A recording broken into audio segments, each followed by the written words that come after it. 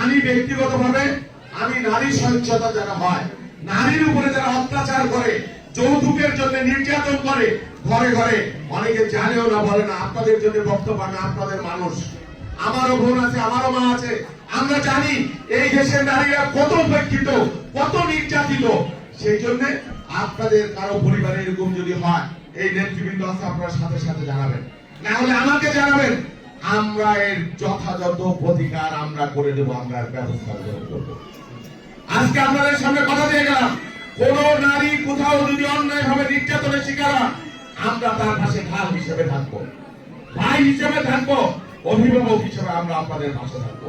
বক্তব্য পরিষ্কার, যে কারণে হোক, যেখানেই হোক, আপনাদের এই ভালোবাসার সমর্থন, এটাকে আমি আমানত মনে করি।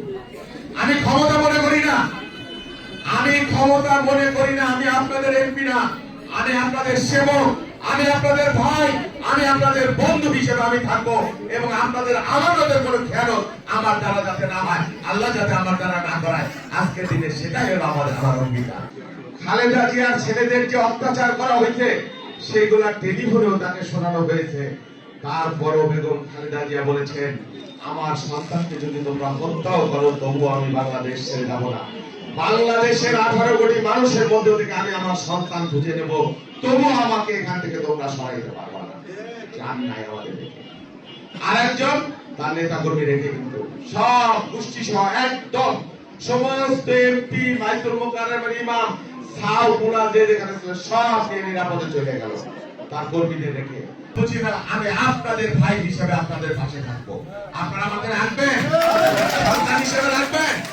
একবার হাত উঁচু করে শপথ করেন, আল্লাহর নামে, ঈশ্বরের নামে, এই আমরা ধানের শীষে ভোট দিব, সবাই মিলে ভোট দেব, এবং আমাদের যারা আত্মীয় পরিজন আছে সবাইকে নিয়ে আমরা ভোট দেব। ইনশাআল্লাহ আমি এমপি হয়ে গেছি, এবং আপনারা শুধু প্রত্যেকে এক একজন শহীদুল ইসলাম বাবুল হিসেবে, তার বোন হিসেবে, তার মা হিসেবে, আপনারা দয়া করে আজ থেকে আপনারা নেমে যাবেন।